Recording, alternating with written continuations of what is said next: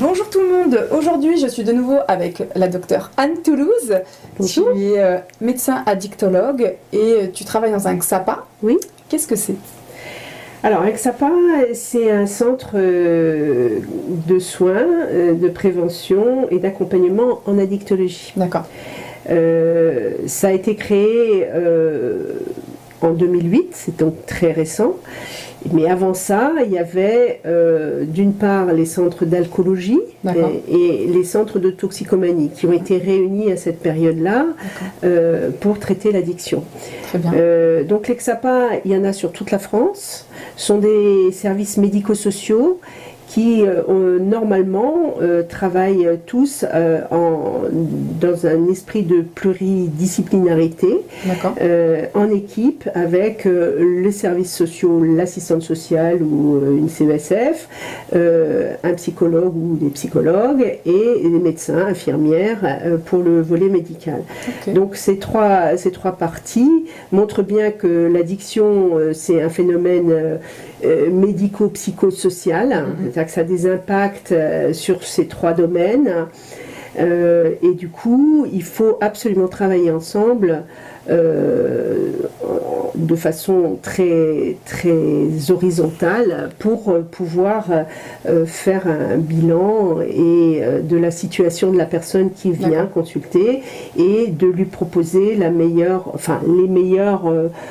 choix de soins ou d'attention et d'accompagnement. D'accord. Voilà. Donc les missions concrètement, c'est... Alors les missions, c'est ça, c'est l'accueil. Déjà, c'est très important.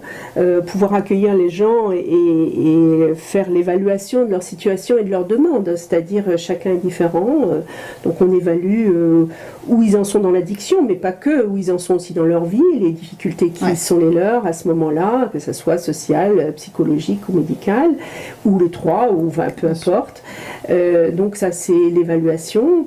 Et puis, l'orientation aussi, parce que parfois,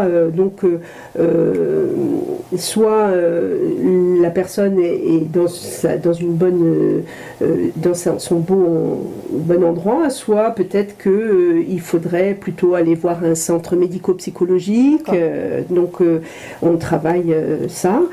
Et puis, à l'intérieur du XAPA, on va privilégier une prise en charge d'abord psychologique, si c'est ça qui prime, ou d'abord sociale, ou d'abord médicale. Donc ça, on s'oriente aussi plus spécifiquement à l'intérieur du XAPA.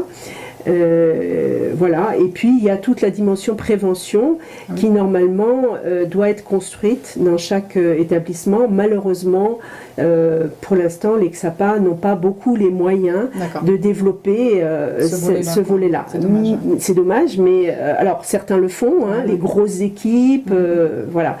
Après, il faut savoir qu'il y a des XAPA qui sont généralistes, qui traitent de toutes les addictions, et des XAPA qui sont plus spécifiques sur les drogues opiacées, comme et on dit illicites, mais c'est surtout opiacées, qui nécessitent des traitements particuliers de substitution.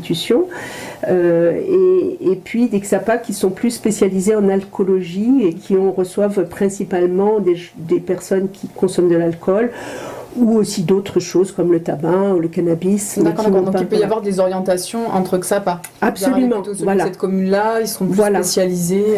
Alors, ce qu'il faut savoir aussi, c'est que les XAPA ne sont pas sectorisés. C'est-à-dire que n'importe qui peut aller n'importe où. Ça, c'est génial. On peut aller plus près de son travail, ou au contraire, plus près de son domicile, ou ni l'un ni l'autre. Loin de tout, comme ça, personne ne sait la démarche qu'on fait. Voilà.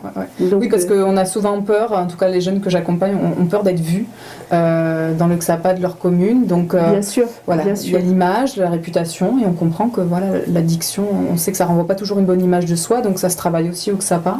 Exactement. C'est important. Exactement. Et ça, c'est important. Alors, malheureusement, en Seine-Saint-Denis, actuellement, les XAPA sont pas suffisants en termes de... Mais comme toute la santé en général. Beaucoup de choses. Voilà, comme la santé en général. Donc chaque service fait tout ce qu'il peut. Voilà, il y a en Seine-Saint-Denis 16 XAPA qui sont répartis sur le territoire. Voilà, c'est déjà pas mal. Et puis au moins il y a un lieu où on peut travailler avec quelqu'un, des professionnels formés à l'addiction pour aider les gens à s'en sortir. Il faut savoir que quelle que soit sa demande, il est intéressant de venir, et après, venir au XAPA, ça ne veut pas dire rester au XAPA ou s'enquister au XAPA. Les gens sont libres. Oui, et puis ça peut être très réconfortant de discuter avec des professionnels pour savoir un peu où on en est. Exactement. On n'est pas obligé d'être très dépendant pour venir au XAPA, on peut discuter.